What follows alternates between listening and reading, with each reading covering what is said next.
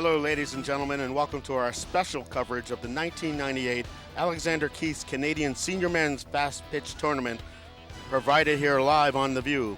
I'm Cecil Wright, and I'm joined by Sheldon States, who will be providing the color commentary for tonight's game against the visitors, the Owens Sound Selects, and the host team, the Halifax Jaguars. Tonight's starting lineup for the visitors is as follows.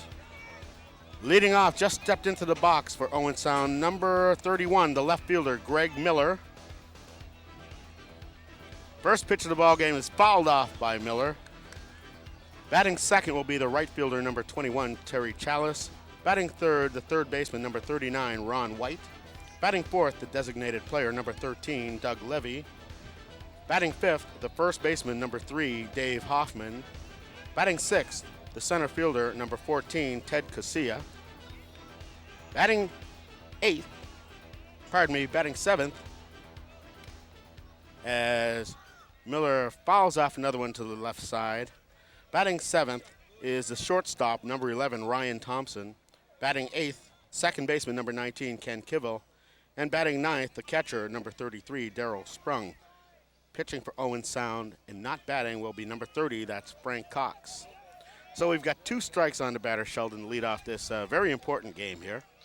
Yeah, Greg Miller's had a very good tournament so far. He's batting .474 coming into this game, and he looks good in the box. He's got 2 strikes on him right now, so Musler's had a wonderful tournament himself. This will be an interesting at-bat. They need to start the game off right. Well, Gerald Musler had just a superlative effort yesterday for the Jaguars, throwing a one-hit shutout. And he swings and misses. This has been pretty common for Musler. He's got 42 Ks in 23 innings already this tournament. He's yet to give up a run. He's having a good run this tournament. He just named to the All-Star team through the round robin. I like this guy. Gerald Musler, of course, a native Nova Scotian, which is very, very important to all the thousands of people in attendance here this evening. I think it's great to see. The Halifax Jaguars are going with somebody from Nova Scotia in this important game. And I, for one, am very happy to see Musler on the mound. So Miller goes down swinging. That brings to the plate number 21, right fielder Terry Chalice. Chalice, a former national team player. Fouls off the first pitch. Chalice has had a good tournament as well. He's batting .333 coming into this game.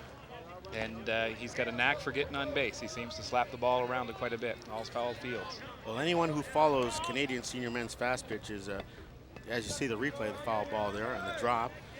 Will know the name Terry Chalice, as he formerly played with the Toronto Gators, and they won, I think, 2 gold medals in nationals. So he's a very, very experienced player. So Musler delivers. Chalice swings and misses. That's a nice spot for that pitch. You want to keep that low and away from the batter if you can. If he does hit it, it's not going to be hit too far. Musler's a smart pitcher. He's really hitting the spots this whole tournament, and he deserved that All-Star award. So Musler way ahead in the count, no balls and 2 strikes. We're just underway here at St. Croix, Nova Scotia, Canadian Senior Men's Fast Pitch Championships, as Chalice swings and misses for strike 3. Musler's off to a good start. Like I say, he's leading the tournament, I believe, in strikeouts. I don't have confirmation of that, but he's had 42 strikeouts in 23 innings since he's been in the tournament, and started off like he's been playing the rest of the game so far. So that brings to the plate the third baseman, number 39. There you see a good look at Ron White, another former national team player and quite a heavy hitter.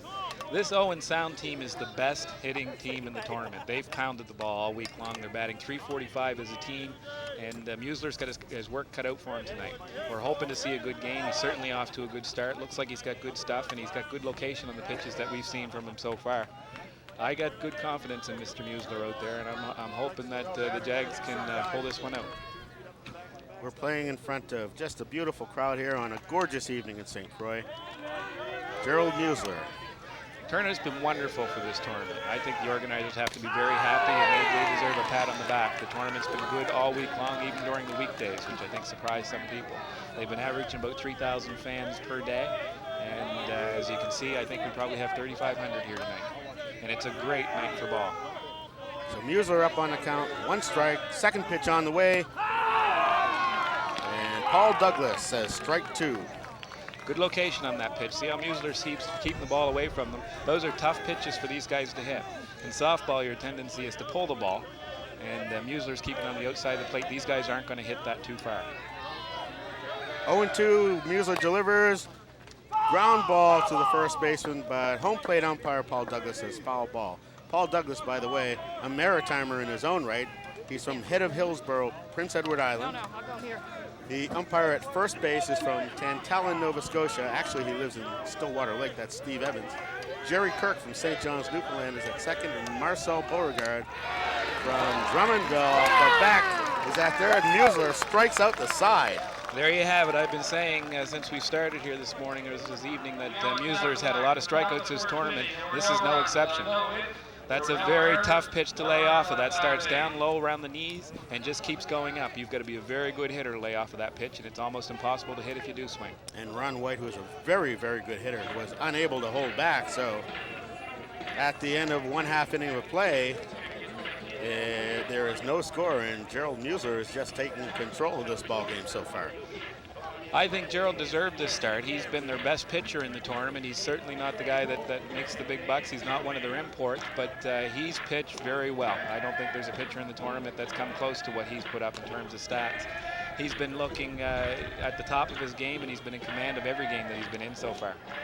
So here is the offensive lineup for the Halifax Jaguars, the home team. Leading off, the shortstop, number 12, Ricky LeBlanc. Batting second, the third baseman, number 19, Todd King. Batting third, the designated player, number 20, Colin Abbott. Batting fourth, the first baseman, number 49, Glenn Edwards.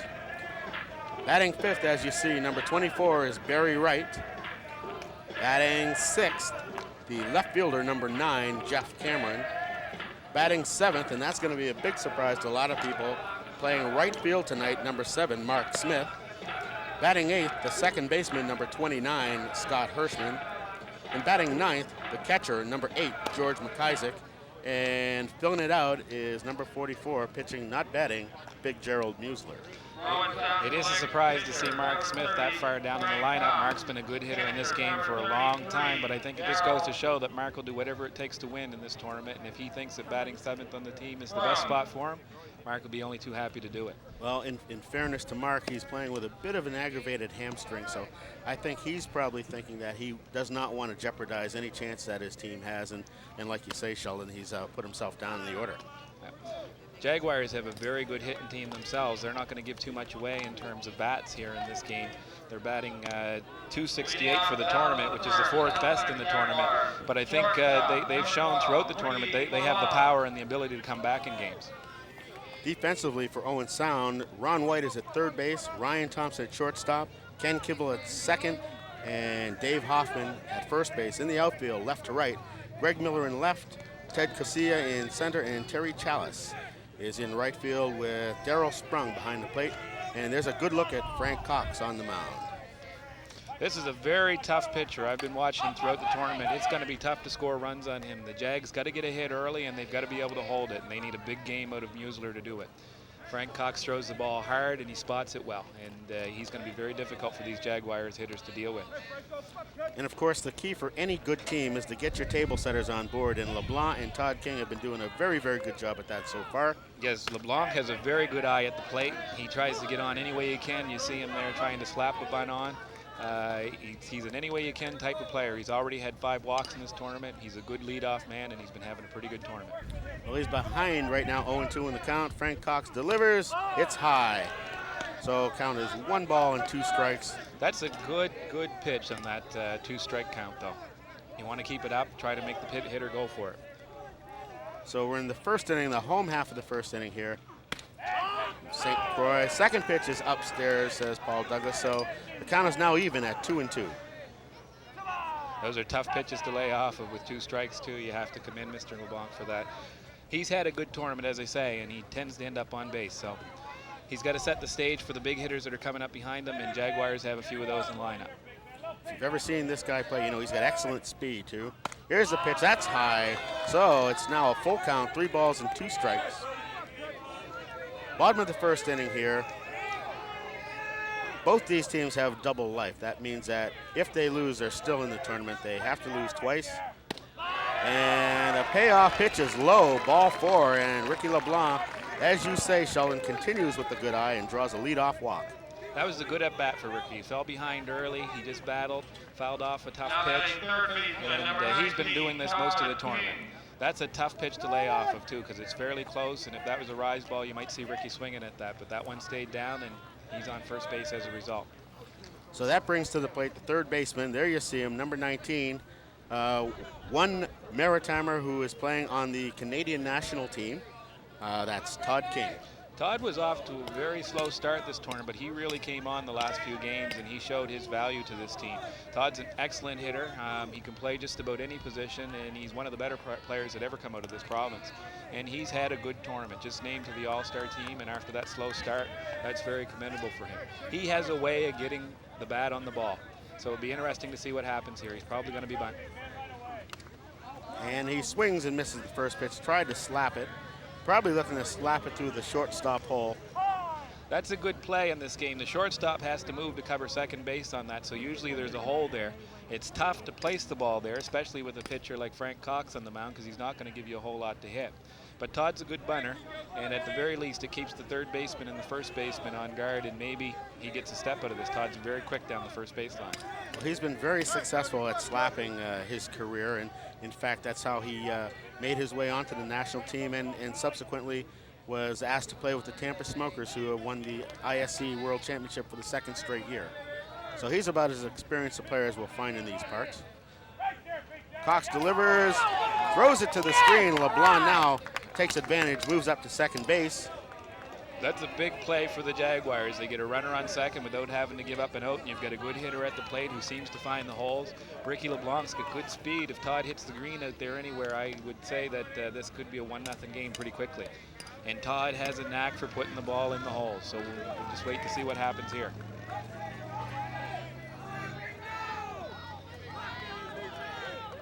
Well, the crowd's really into it. Cox wheels and deals. King takes ball 2, low and away. King's trying to work his way into a good hitter's count here. 2 and 1's not too bad.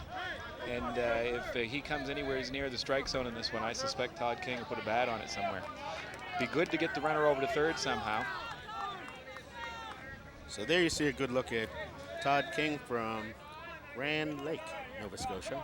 Pitch on the way. He drops down the bunt. It's a good one. Nice bunt. Todd did his job there. You get the runner over to third base. Sacrifice fly should score him. You've got some big hitters coming to the plate. That's textbook fastball. So that's going to bring up the designated player, number 20, as you see the good job by Todd King getting that bunt down. That was a good spot for that bunt. Colin Abbott, another national team player, plays with the Farm from Madison, Wisconsin, a teammate of Jody Henniger. Colin's a big boy. He hits the ball hard, and he's had a good tournament as well. Colin's from Newfoundland, I believe, Cecil. Good, hard hitter.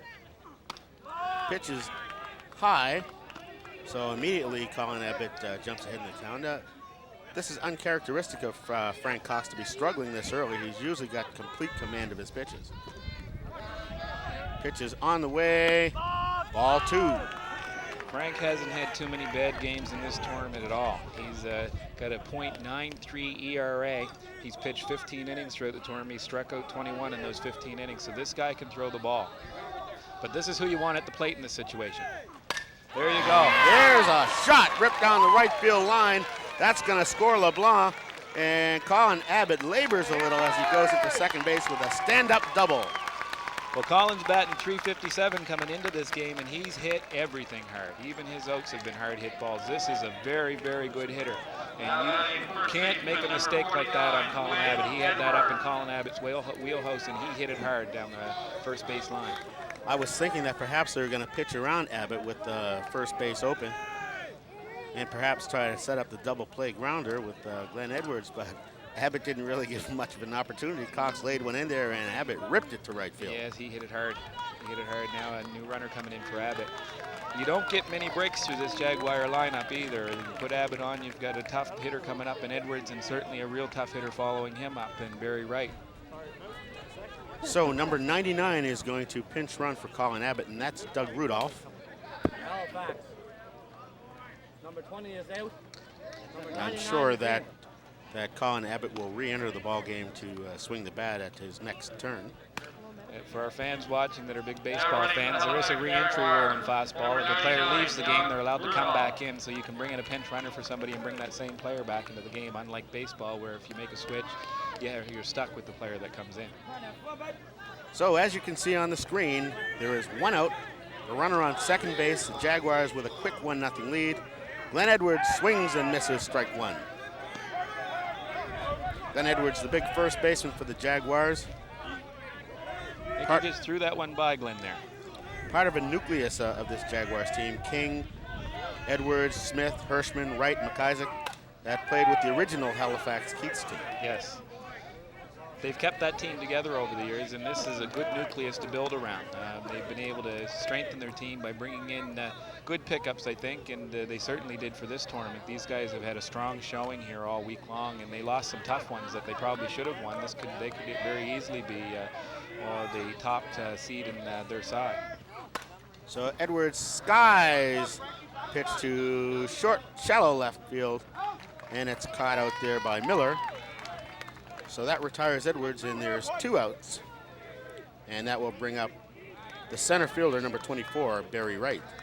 Edwards had a good cut at that. He just missed it. He's a strong hitter, and he can hit the ball a long ways when he gets a hold of it. Just shows you that this is a game of inches. Another inch on that ball, and it might have been out of the park. Once again, with two outs, Barry Wright strides to the plate. Another very, very strong hitter, hit 500 for the tournament, I believe, All-Star. That's Barry's 5th Canadian All-Star selection. Barry's got 2 home runs to go along with that 500 batting average. This guy has been just phenomenal all tournament long. He hits the ball well, he runs well, and he plays good outfield. And he doesn't get cheated at the plate. Barry always goes down with a good swing if he's going to go down at all. Well, he's behind the count, 0-2, as Cox has blown 2 by him. So a runner in scoring position for Barry Wright. Here's the pitch. It's low. Ball 1. Frank Cox is no stranger to these players from the Jaguars, as he used to pitch for Miramichi several years ago, so they've faced him a lot in the past. And Wright hits one deep to center field, dropping back to the fence and off the glove and over the fence. A home run from Barry Wright off the glove of Ted Casilla. So quickly, the Jaguars jump out to a 3-0 lead. The way Gerald Mueller's been pitching, that's almost an insurmountable lead. Barry Wright got a little bit of luck there. Off the glove of the center fielder. That's a tough one for Frank Cox to see go out of the park. Here you'll see that replay. He had it in his glove. It just went off his glove and over the fence. You center fielders watching, you got to find the fence on that one first, then turn around and find the ball. He got all twisted around out there and then just lost the ball. Bounced off his glove. That's a tough break for Owen Sound, a good break for the Halifax Jaguars, and this is a good lead to have after the first inning. These guys are going to be awful tough to come back on from here. So that was a ball to Jeff Cameron, the left fielder for the Jaguars. You and I both know Barry Wright will gladly take that. Oh yes, Barry will. We'll be hearing about that for some time now. So there's a good pitch on the inside corner. All the strike to Cameron. That evens the count at 1-1.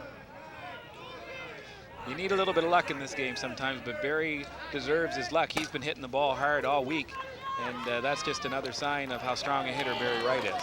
Cameron waited very well on that changeup, hit it to shortstop, but the shortstop threw him out.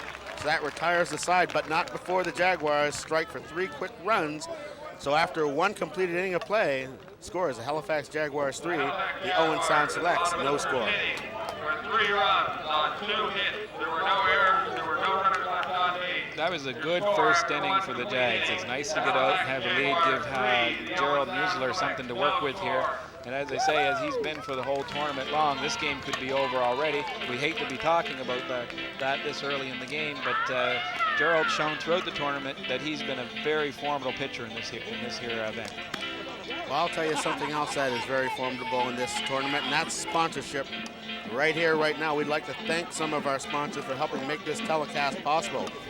First and foremost, HSRS, the official store. They provided uniforms for our camera crew tonight, and as well, they outfit all softball umpires in Canada. Also, we'd like to thank Windsor's Wharf, great pizzas, donaires, movie rentals, and lots more. They provided lunch for our crew.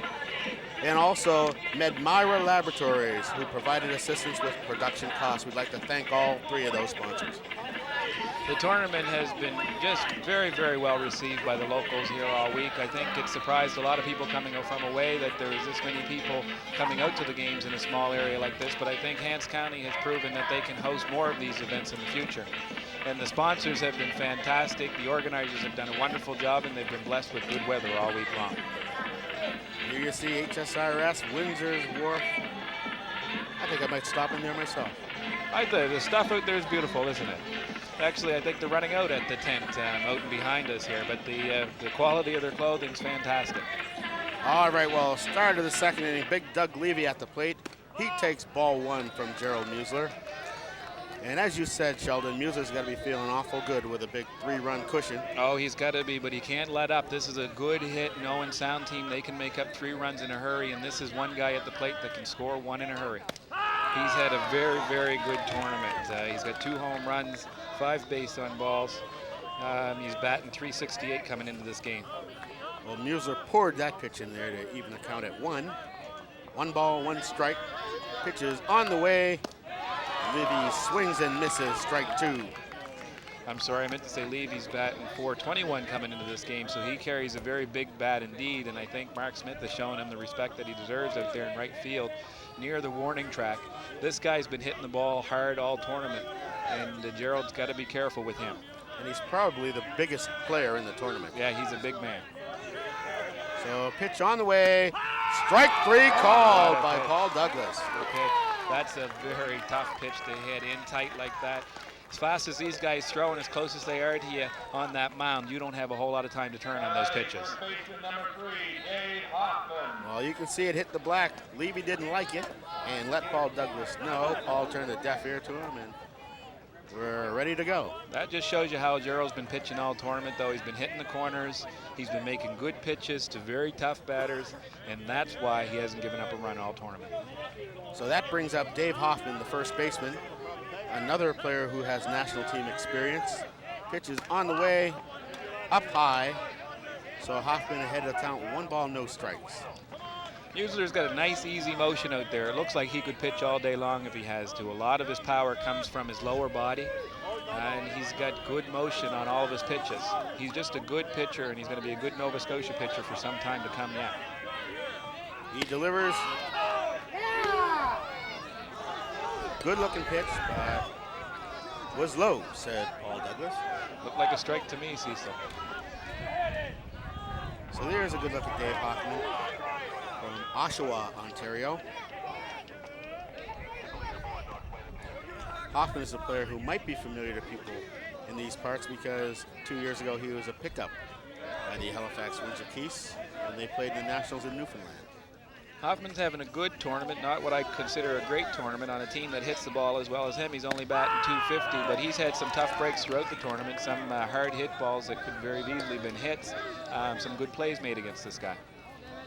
So the count is 2 balls and 1 strike from the big right-hander. There's a good look at Musler, number 44.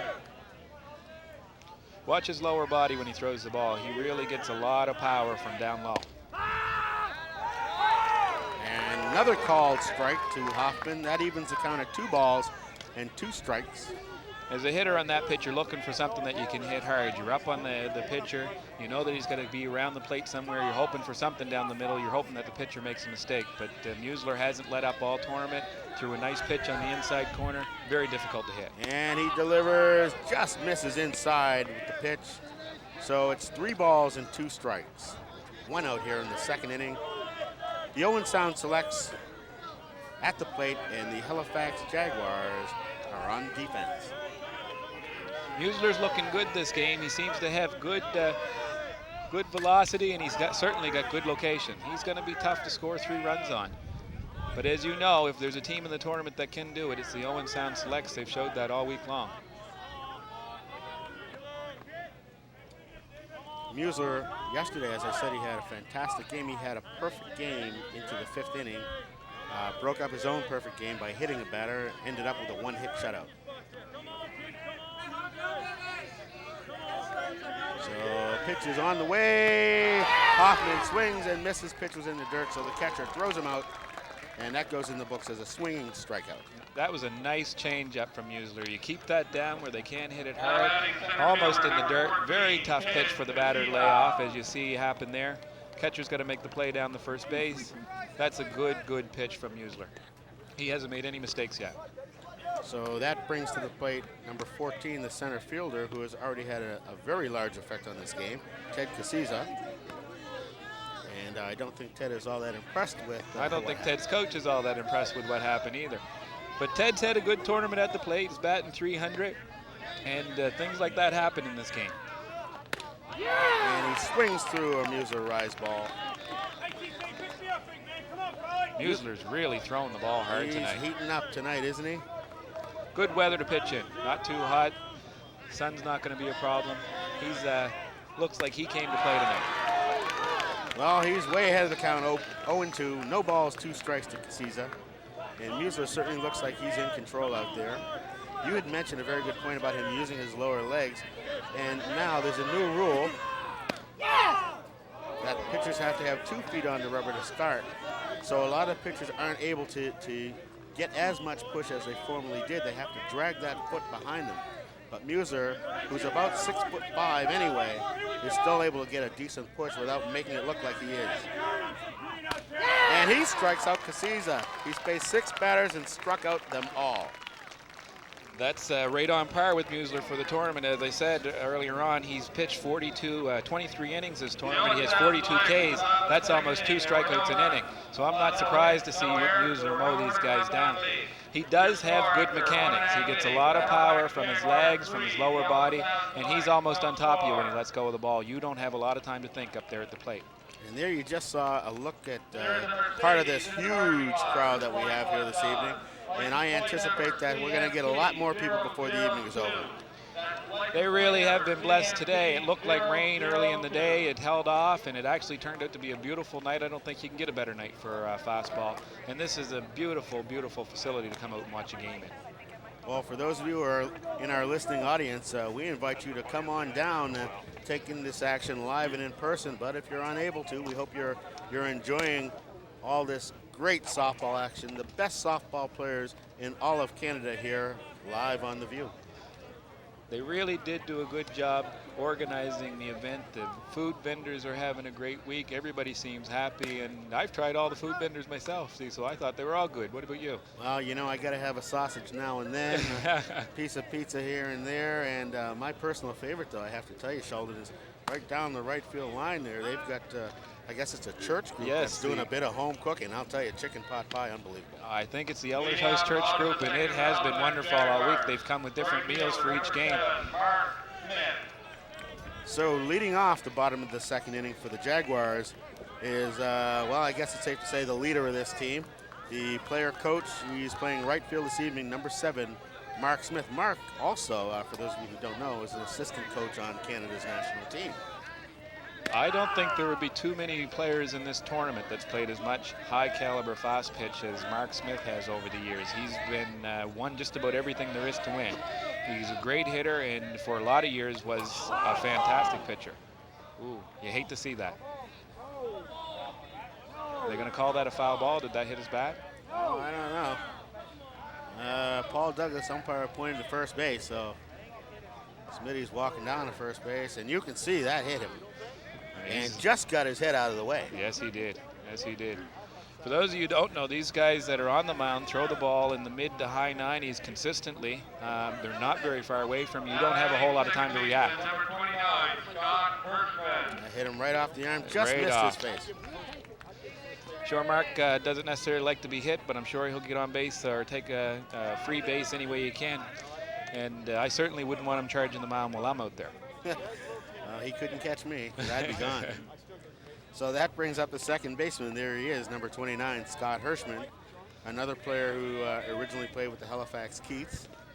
Scotty's always been the type of player that just doesn't make mistakes. He's a good fielder. He does all the little things right in the ball game. He's the type of guy that's going to win close games for you. He's mentally in every game. He's a quiet player, but he's demonstrated over the years that he can play at this level. Well, he was selected to attend the national team tryout camp. He went up, as did Barry Wright, George McIsaac, of course, Mark Smith and Todd King. So the Jaguars have a very, very experienced nucleus of players. And as well, the imports that they brought in, Colin Abbott and Todd Martin, the pitcher, who was named most valuable pitcher, or top pitcher rather, for the ISC tournament, second year in a row down in the United States, is no slouch himself. No, they've done a good job, I think, in strengthening their team with pickups. But it's still safe to say that the nucleus of this team is Nova Scotian. Mark Smith with a stolen base there. The nucleus of this team is Nova Scotian, and the good players on the team are Nova Scotian as well. Listen, I got to tell you something. That pitch was a called strike on Hirschman, who squared the bunt, took it for a called strike, and big Mark Smith stole second base, and his right hamstring has been bothering him all week. How much does he want to win this game? Oh, I think Mark wants to win this bad. I think Mark wants to win this probably as bad as any game he's ever won before. And Hirschman swings through the pitch and strikes out. So with one out, the catcher, George McIsaac, is going to come to the plate with Smith in scoring position. In a way, Scotty did his job, though. He was at the plate while Mark Smith got his way down to second base. That's what you want out of that. You give up an out, you get the runner down to second base. I'm sure Scott would have liked to see the ball down, or would like to see a base hit, would like to put something in play. But the bottom line is Mark Smith is on second base in position to score, and this guy can bring him home here now. Mark's a smart ball player. He stole that base, and he's not the fastest guy in the world, but he did make the stolen base and picked his spots well. McIsaac takes called strike. McIsaac, an outstanding defensive catcher, and has really been concentrating on learning to slap the past few years, watching the success that Todd King has had. Here's the pitch. That's low and outside. Count even at 1 ball and 1 strike. McIsaac's been struggling at the plate all tournament. As a matter of fact, he's yet to have a hit in 16 at-bats. He has been walked once. I bet you he'd dearly like to have a hit right now and score a run for this team to put them up 4-0 for Gerald Musler. But George McIsaac is a player who can help win a game with more than his bat. As I said, a superb defensive catcher. And I think that's why he's in the lineup right now, is because his defensive ability is that good. No question. I think the catcher plays a very important role in fastball. You want to keep the stolen bases down if you can. George has a fantastic arm, and I don't think he's given up too many stolen bases this tournament. So that pitch is low and outside. George evens the count at 2 balls, 2 strikes. The Halifax Jaguars with a 3-0 lead here in the second inning of play over the Owens Sound Selects. Cecil Wright and Sheldon State calling the action here from St. Croix. Here's the pitch. And a called third strike by Paul Douglas. George doesn't like it, shakes his head, but he walks away. Yeah, he's got to stay stationary on those. He's got to try to put a bat on those if he can. He's moving out of the way. There's no way you can hit that if it's a strike. And that looked a little bit outside, but he's going to get that call all the time. Good pitchers tend to make the umpires widen that strike zone a little bit, and I think Frank Cox would be considered a good pitcher in this tournament. He's been extremely tough to hit all week long. I think that's safe to say, yes. So that brings up Ricky LeBlanc, the shortstop, leadoff batter from Memram Cook, New Brunswick. Takes a called strike. Cox is a real fast worker out there. There's no fooling around with Frank Cox. Pitch is on the way, and the bunt attempt is popped foul. So LeBlanc behind the count, no balls and 2 strikes. That's a tough pitch to put down there. That's up around his eyeballs. Rise balls tend to get up in a hurry, and Frank has a very good rise ball. You're going to have a difficult time putting those balls down on the ground unless he starts that pitch low. Ricky's a patient hitter. He's got a knack for getting on base. He tends to slap, punch the ball wherever he can. He may end up with another walk. Well, he's behind the count, 0-2. Here's the pitch. And he swings and misses, strike 3. So the Jaguars go down that inning with no runs, no hits, no errors, and 1 runner left. There were no runs, no hit, no errors. There was 1 runner left on base. That's where you want to throw that pitch right there, Cecil. Up around the eyes, very difficult for the hitter to lay off and very difficult for them to hit. Frank Cox's rise ball probably breaks a good 1.5 anyway, so he can start it out low and it still ends up at your eyes. That's right. He's been throwing a lot of those good rise balls this week. There's some of our proud sponsors for Medmira Laboratories. Medmira Laboratories. We should thank all of them from the 1998 Canadian Senior Men's Fastpitch Committee. We'd like to thank all the sponsors, and there's been lots of them for this tournament. Softball Canada National Team Program Director, Ron Gallagher. Softball Canada Board Member for Nova Scotia, Donald R. McDonald. So big Gerald Musler. They're introducing Softball Canada members that are here. And one of them has the middle initial R, so I was just saying Gerald Musler. I was going to say Gerald R. Musler. It's difficult sometimes with, we've got a speaker right over our heads here, so we're struggling to hear some instructions, but we know it's a good game. We know that the Halifax Jaguars are up, and we know that both pitchers seem to be on their game, and some unfortunate luck for Frank Cox, and he's down 3-0, and I think it may be tough to make up that ground. Musler's yet to let anybody even touch the ball over the 2 innings that he's pitched. He's just looked awesome here. And this is the shortstop, Ryan Thompson, who takes a called strike on the outside corner. To lead off the inning, Musler will face the shortstop, Ryan Thompson, the second baseman, Ken Kivel, and the number 9 hitter, the catcher, Daryl Sprung. If I'm Owen Sound, I don't want to fall behind Musler here today. He's throwing, seems to be grooving that first pitch. Maybe, you know, we're in the early innings. You want to take a swing at a few of those first pitches and see if you can get some balls out of the infield. Musler just doesn't seem to be making any mistakes so far. I know it's a long game. We got a long way to go. But the Jaguars have a pretty good bullpen sitting on the bench waiting to come into this game, too. Yeah, some people would say the best bullpen pitcher in the world in Todd Martin. Yes, he's had a great tournament as well, and he's logged a lot of innings. That's a beautiful pitch. Again, you saw Frank Cox strike out Ricky LeBlanc with that pitch in the last inning. You want that rise ball to end up somewhere around the guy's eyes or up around his chin, and Musler's rise ball has been working very nicely here today. He's got good velocity on his pitches. He's faced 7 batters. He has 7 strikeouts. That says it all. Don't get much more perfect than that, do you, Cease? So that brings up the second baseman, number 19, Ken Kivel, player who has very, very good speed and a contact hitter. Just so you know that Musler's not doing this with one of the worst hitting teams in the tournament. As I said, Owen Sound's been leading the tournament in hitting. There's a fly ball to left field. Jeff Cameron tracks it down, though. And finally, for Owen Sound, somebody touches him. Yeah, I'm sure some of the players in the outfield are happy. They get to move around. You don't want them to fall asleep out there, and that can happen in this game some quickly because pitchers do tend to dominate a fastball game. It's not unusual to see pitchers with this many strikeouts. But I think it's safe to say that Musler's in very fine form here tonight. And the Owen Sound have their work cut out to try to put a rally together against them. You know, another very, very important piece of this puzzle this evening is that with Mark Smith in right field, he can deliver messages to Musler without being charged for a conference. That's right.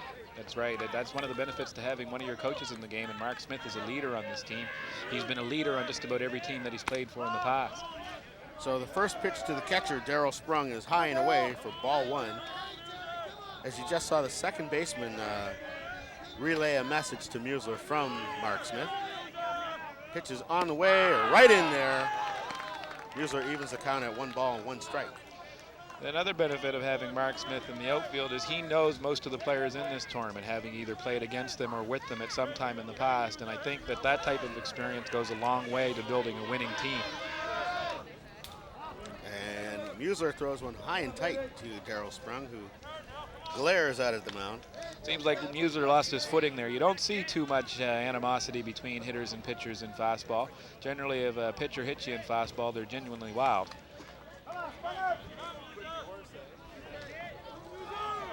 So he toes the rubber behind the count, 2 balls and 1 strike, and Sprung rips one foul down the left field line. So the count is even at 2 balls and 2 strikes.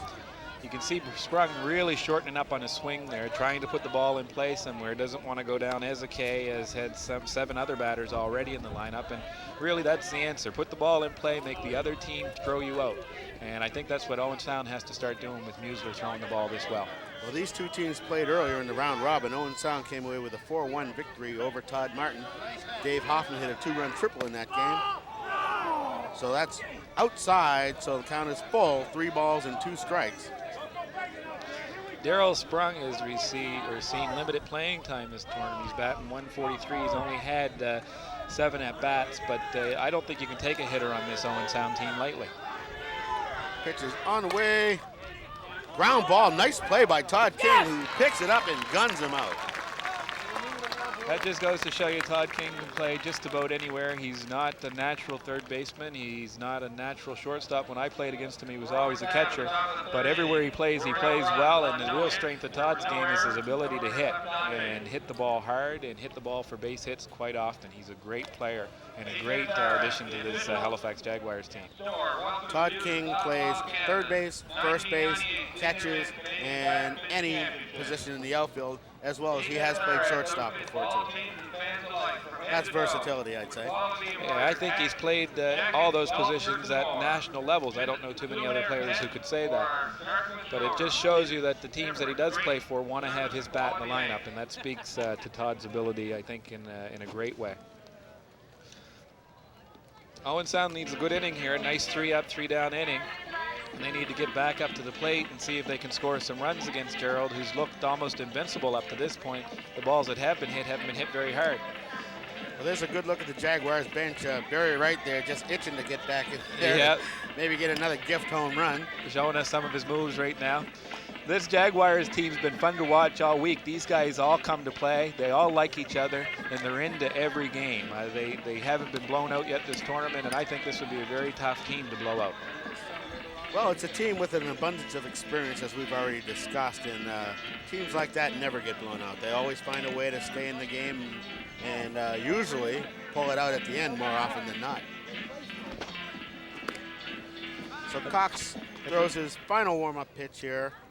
We're in the third inning, the home half of the third inning. I just had a good look at how big Frank Cox is. He's a big man. He throws the ball hard. He's got good location. He's very menacing on the mound. Frank Cox is about 6'4", 235 pounds, and he's dwarfed by a couple players on his team. Yes. So Todd King's going to lead off the bottom of the third inning for the Jags. He sacrificed his first attempt. Todd's batting .481 for the tournament. That was in the round robin play. He was named to the All-Star team. And you see him do that quite often. He quite often fakes the bunt on the first pitch, tries to get a hit of the pitcher. But he's a tricky hitter, and he'll get on base in so many different ways. And, of course, he's got excellent speed, so there's no room for error if he does get the ball on the ground. And he slaps that one up in the air. Third baseman camps underneath and puts it away for the first out of the inning. Left-handed hitters have a real advantage in fastball, especially if they do have some speed. Getting down that first baseline, the distance from between bases in fastball is only 60 feet as compared to 90 in baseball, and Todd gets down the line about as good as anybody in the game. That's a tough break. He just missed that. He was trying to push that ball to the other side of the infield, hoping that the shortstop was moving. With nobody on base, though, it's not likely that the shortstop's going to move out of that hole position with somebody like Todd King at the plate. So that brings Colin Abbott, Collins, who laced a double into right field his last time up, an RBI double. Now batting designated player, number 20, Colin Abbott. See, what happened is the Halifax coach had to come up and re-enter Colin Abbott because a pinch runner went in for him after he doubled. That's right. That's right. And as I say, that's a legal maneuver in the game of fastball. Usually when your player's out of the game, he's out for good. But in fastball, it's legal to bring your players back into the game. And you'll see that quite often during our telecast. So Abbott takes strike one. Pitch is on the way. And he fouls one down the left, the third baseline. Third baseman had it for a second, but dropped it. Another hard hit ball from Colin Abbott, though. All week long, he's been hitting the ball hard. Even his outs have been well struck. There you see the replay. Outside pitch, he went with it and lined it hard down the line. Third baseman made a valiant effort, but couldn't keep control. And Abbott swings and misses for the strikeout. I was talking to some of the guys from the Newfoundland team before the tournament. They've had a very good showing here as well, and they'd love to have a Colin Abbott back in their lineup as well. And there's a number of good Newfoundland players playing for other teams in this tournament. So it just goes to show you that fastball is a game that's played all over Canada and very well in some of the smaller provinces. So Colin Abbott is retired, bringing up Glenn Edwards, who flew out to center field in his first at bat. He takes ball one high. Glenn's been working out in the gym for the last 5 to 10 years. I'd say he was always a small player when I used to play with him, but he's got considerably bigger upstairs, and he can hit the ball a long way and hit it hard. He's been a very good hitter for this team this tournament. And he's one of the finest fielding first basemen around that you'll see as well, which is certainly a good friend to those infielders and pitchers. Yes. So 1 ball, 1 strike. Pitch to Edwards. He swings at the rise ball for strike 2. Well, I'm sure Glenn's not happy with swinging at that pitch. It's way up over his head. It wasn't a great pitch from Frank Cox. You want to keep it a little bit lower than that, but you can be safe about one thing. Not too many people are going to hit it up there if they do swing. And Cox misses high and away. Frank's a smart pitcher. He went right back to where he saw the hitter swing the last time, and he was trying to get a swinging K on Glenn Edwards, but this time Glenn showed a little bit more patience and is trying to work the count back in his favor. And Edwards swings and misses, strike 3. Nice pitch from Frank, sort of a drop ball that was away from Glenn Edwards, a very tough pitch to turn on.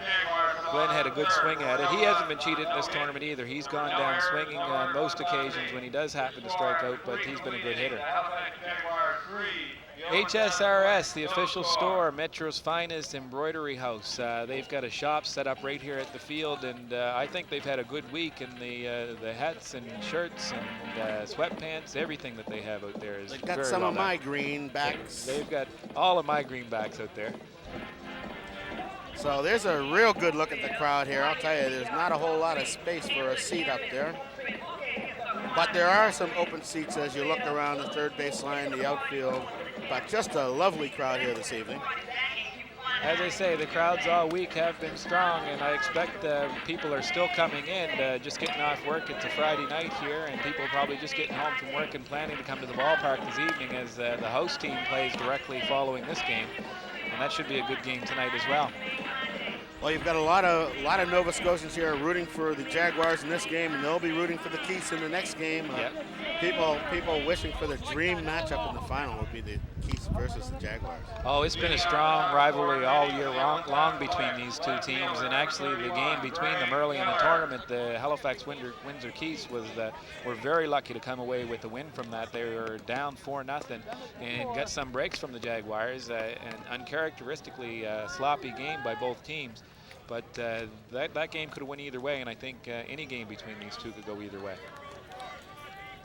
Well, leading off the top of the 4th inning for the Owen Sound Selects, their left fielder, all-star member, number 31, Greg Miller. And he takes strike 1 call on the outside corner.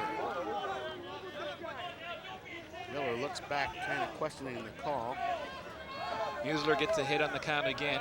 That's been a pattern for him this game so far.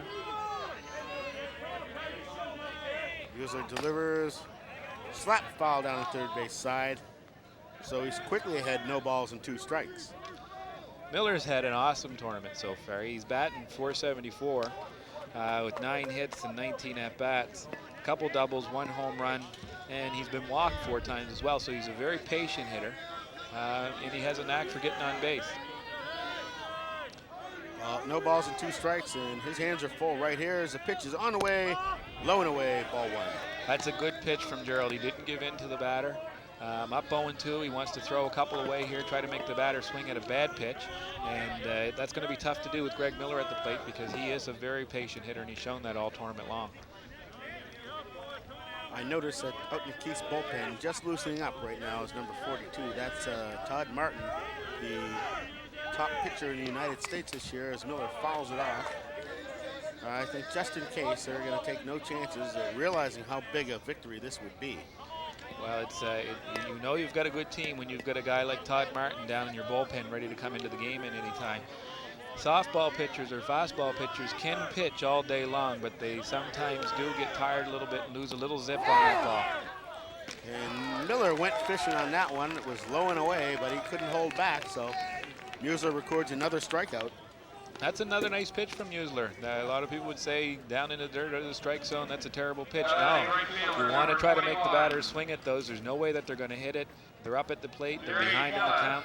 They're a little bit anxious, and Musler did the right thing there, and he got Miller out as a result. Miller always hustling, can't take it from him. Musler has struck out 8 of the 10 batters that he's faced to start this game. We're in the 4th inning as Terry Chalice fouls one off. Chalice is the right fielder. I'll never forget the center fielder's name. It's Ted Casisa. Very right. I'll never forget it either. Yeah.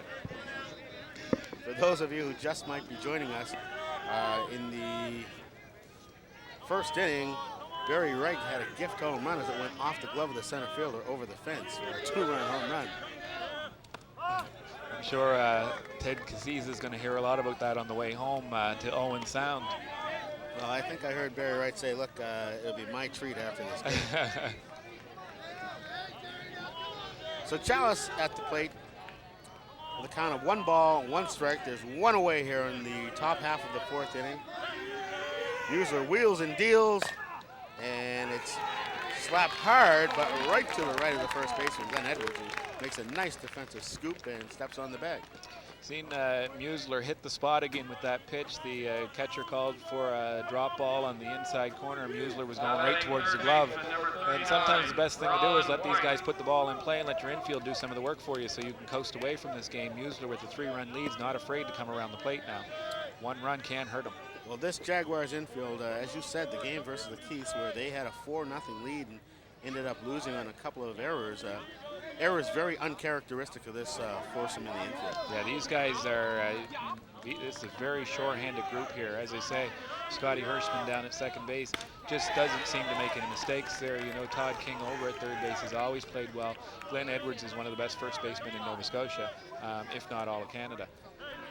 So Ron White could not hold back on the rise ball. He went around, user ahead, no balls, and 1 strike. And that pitch just missed. So it's 1 ball, 1 strike. You know, the fact that Ron White, with all his experience, could not catch up with that first pitch tells you how hard Gerald Musler is throwing. Yes. And there he had him tied up. So the count, as you can see, is 1 ball and 2 strikes.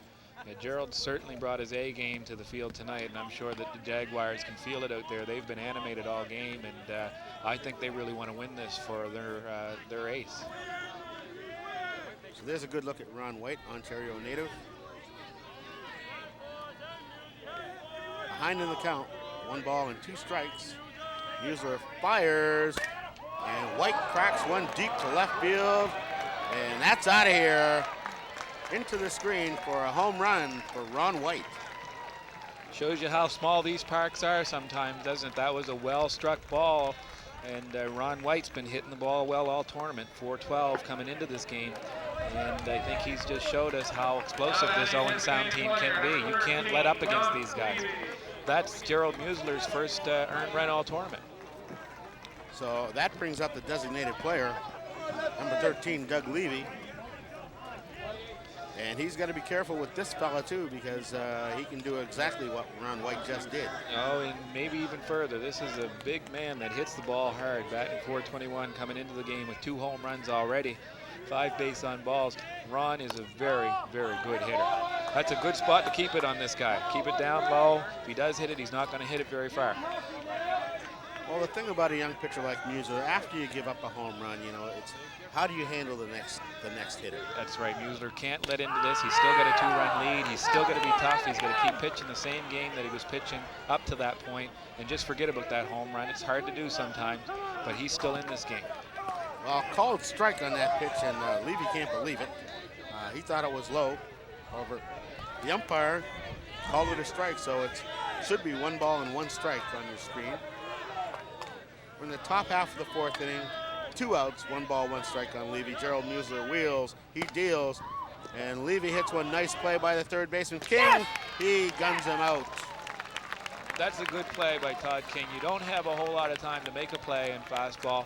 Todd bobbled the ball a little bit, had the presence of mind to take his time, come up and make a good, hard, strong throw over to first base to get the runner. He knew who was running.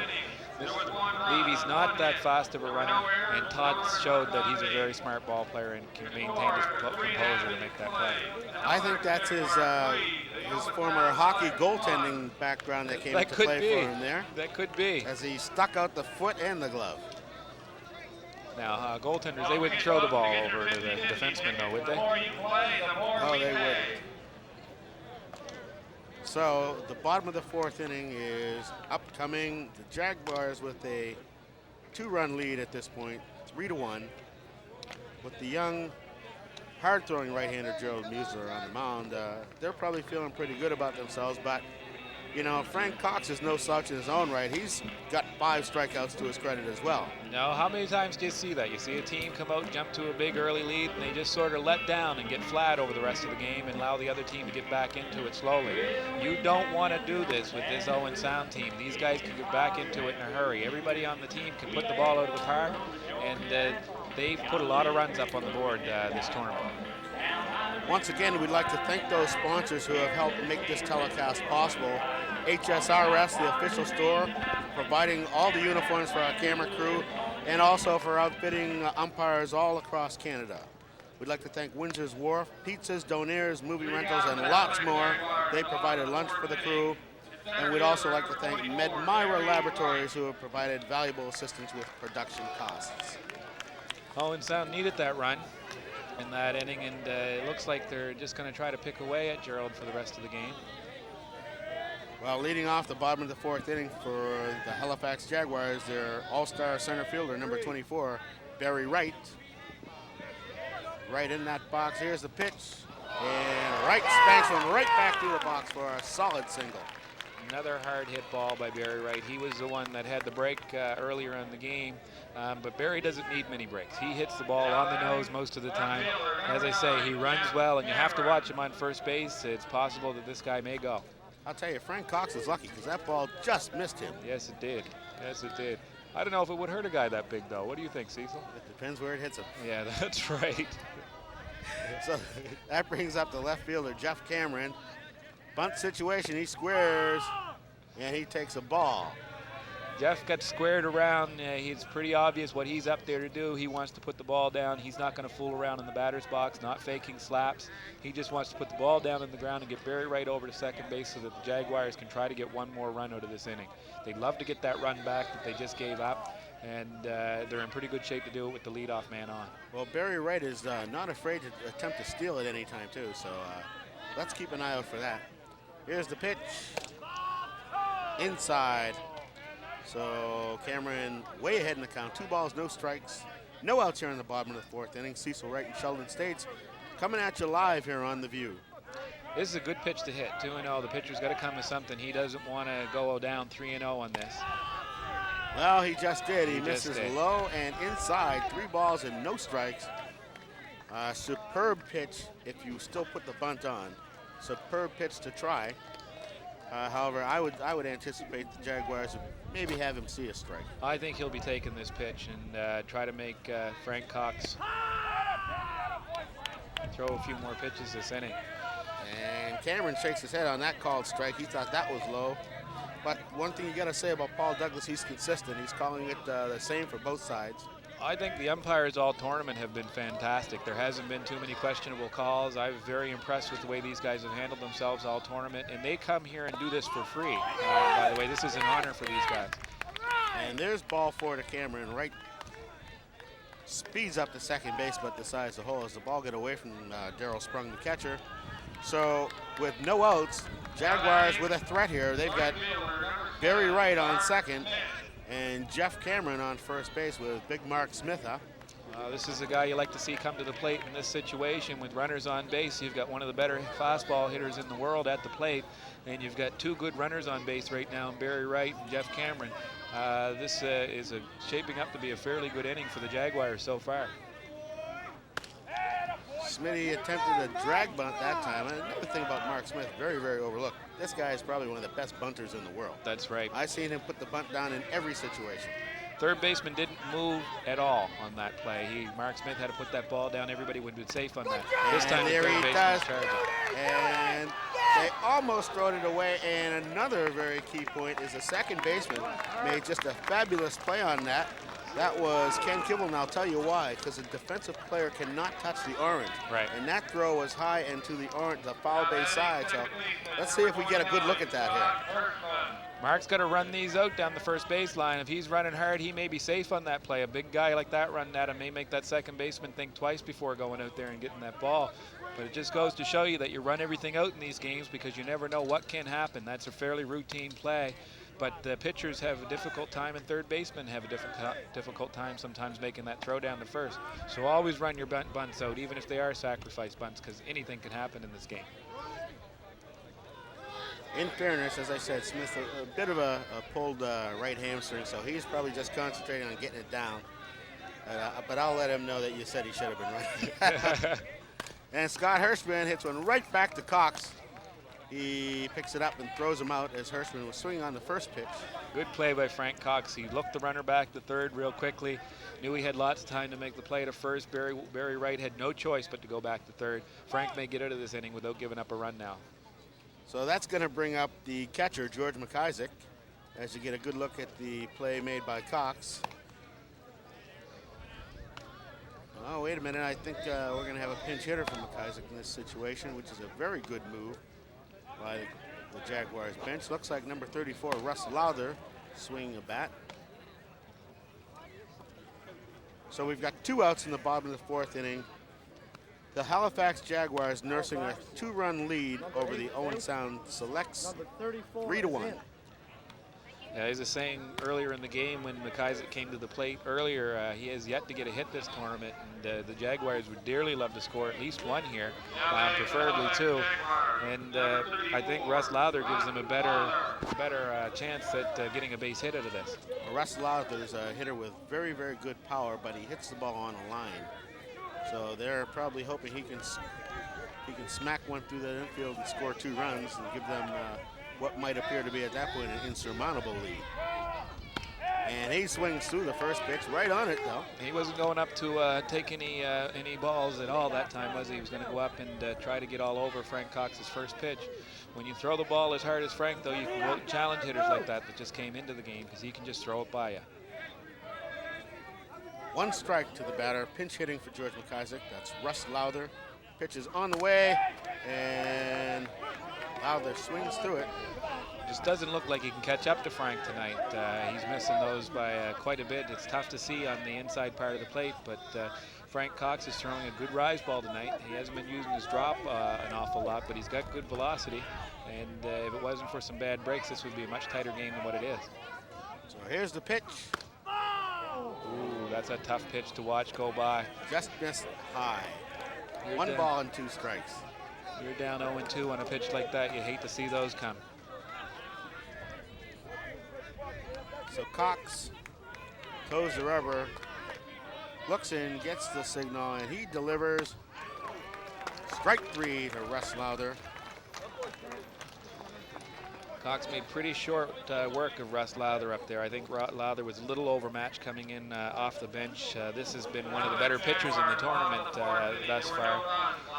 And I think he's going to be difficult to score more runs on for the rest of the game for the Jaguars, so they should be thankful that they get off to that early lead.